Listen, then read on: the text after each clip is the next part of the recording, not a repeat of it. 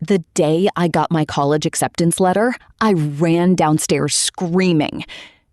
My dad wasn't home, but his new wife was.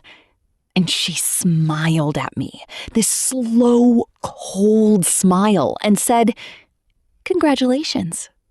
We need to talk about that, actually."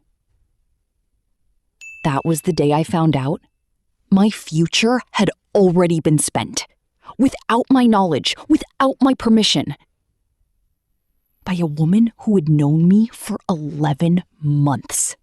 My name is Mara.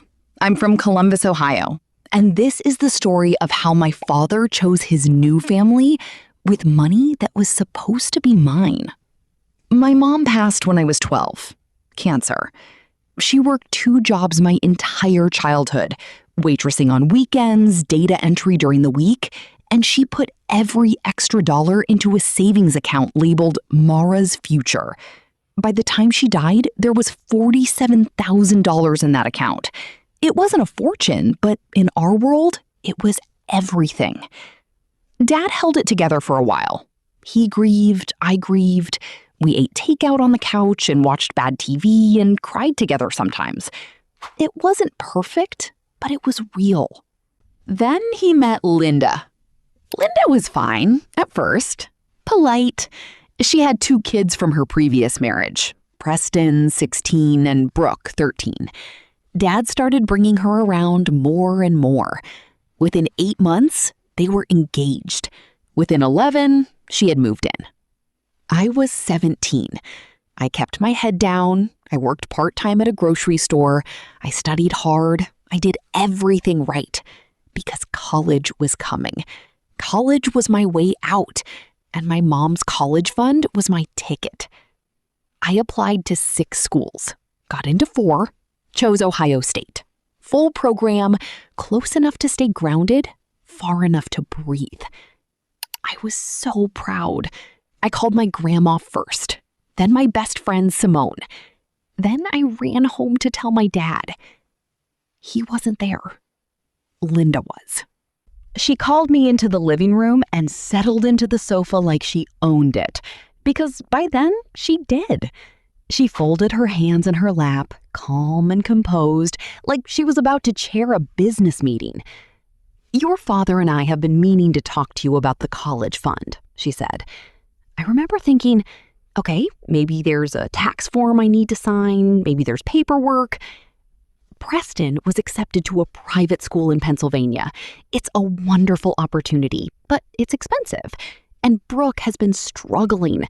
She's going to need tutoring, maybe a private learning program. Your dad and I agreed that the family's needs had to come first. I sat there. I didn't understand what she was saying. My brain literally could not process it. "The fund has been reallocated," she said. "Ohio State has financial aid. You're smart. You'll figure it out." The fund.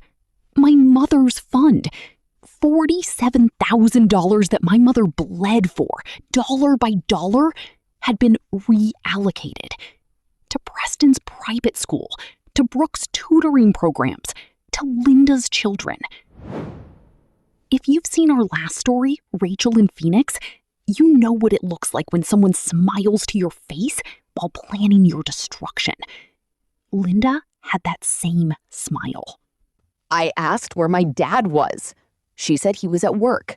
I asked why he wasn't having this conversation with me himself. She just said, "We decided together." I went upstairs and I sat on my bed for 3 hours. I didn't cry. I didn't scream. I just sat there, staring at my acceptance letter, while something very quiet broke inside me. When Dad came home, I confronted him in the hallway. He had this look on his face. Not guilt exactly, more like exhaustion. Like he'd already rehearsed this conversation in his head and he just wanted it to be over. "Mara, you know I love you, but Preston's school is a once-in-a-lifetime opportunity." "That was Mom's money," I said. He flinched, just slightly. "I know, and your mom would have wanted what's best for the family." That sentence, He used my dead mother's name to justify taking her savings and giving it to another woman's children. I walked back upstairs. I didn't slam my door. I didn't yell. I just closed it very quietly because I was done. Done fighting, done hoping, done waiting for him to choose me. I called my grandma, my mom's mom, Grammy Ruth, that night. I told her everything. She was silent for a long time. Then she said, "Pack a bag, sweetheart. You're coming here for the weekend, and we're going to figure this out." Grammy Ruth was 71 years old, retired and furious in the quietest, most dangerous way I'd ever seen. The next few months were brutal. Dad didn't fight for me. He'd call occasionally, leave voicemails that sounded like press releases. "Just checking in, hope school plans are coming together." Linda sent me one text, a link to a student loan website. I deferred my Ohio State acceptance by a year, moved in with Grammy Ruth, got a second job, saved aggressively, applied for every scholarship I could find. I also, quietly, carefully, started documenting everything. Grammy Ruth helped me find the original paperwork from my mom's savings account. The account had been transferred to my dad's name after she died. Legally, it was his money to use, but Grammy contacted a family attorney anyway. Not to sue, but to understand. And here's what the attorney told us. Depending on how the account was structured, and depending on what my dad had told me about that money over the years, there might be a case for promissory estoppel. That if he had repeatedly represented to me that this money was for my education, and I had made decisions based on that representation, there could be recourse. We didn't pursue it. Not yet. I filed it away. What I focused on instead was this. I enrolled in Columbus State, a community college, for my gap year. I worked, I saved, I built a new plan, one that wasn't dependent on my father or his wife or their choices. It was the hardest year of my life. There were nights I sat in Grammy Ruth's kitchen at 2 a.m., eating cereal and staring at the wall, feeling like my entire childhood had been erased. There were moments I hated my dad so much it scared me. And moments I missed him so much it hurt just as bad. But I kept going. Because my mother raised someone who keeps going. In February, something shifted. Preston, Linda's son, the one who'd gone to the private school in Pennsylvania, got expelled. Academic dishonesty, cheating scandal. The school gave him a partial refund of tuition, but the damage was done. He came home. Linda spiraled. Apparently, she'd been telling everyone in their social circle about Preston's prestigious school, his bright future. The embarrassment hit her hard. And then Brooke, the younger one, was ultimately diagnosed with a learning difference that the expensive private tutoring program had completely missed. A school psychologist at her public school caught it in one assessment, for free. All that money, all that sacrifice, and it had bought nothing but embarrassment and missed diagnoses. I found out through my cousin, who still lived near Dad. I didn't gloat, I noted it, and I moved on. March. I won a $12,000 merit scholarship from a local business association. Grammy Ruth cried when I got the letter. April. Ohio State honored my deferred acceptance. I was in. May. I got a second scholarship, $8,500 from a Women's in STEM foundation. Between my savings, the scholarships, and Grammy Ruth's insistence on helping with my first semester's housing, I was going to make it work. Not the way Mom planned, but I was going to make it. Grammy Ruth drove me to move-in day. She carried boxes with me, met my roommate, and sat with me on my dorm room floor and said, "Your mama is so proud of you right now, Mara. I can feel it." And I believed her. 6 months into my freshman year, I got an email from my dad.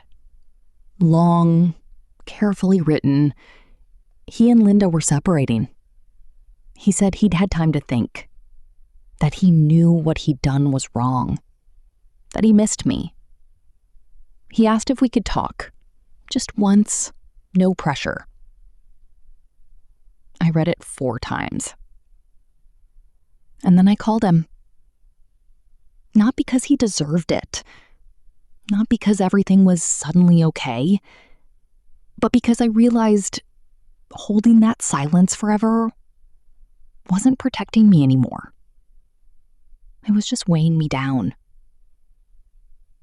We met at a coffee shop near campus. He looked older, tired. He didn't make excuses. He just said, "I failed you. And I'm sorry."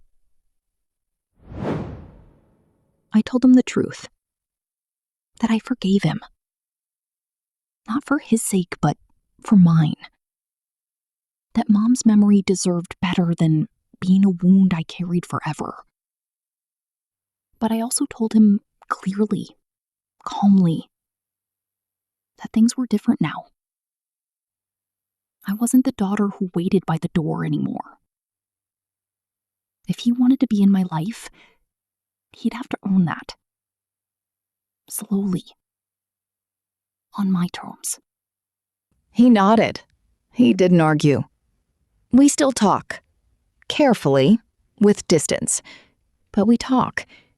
And every time I walk across that Ohio State campus, the one I got to on my own, I think of my mom, of Grammy Ruth, of every 2 a.m. bowl of cereal, and every scholarship application, and every shift I worked when I would rather have fallen apart. I made it. Not the way anyone planned, but I made it.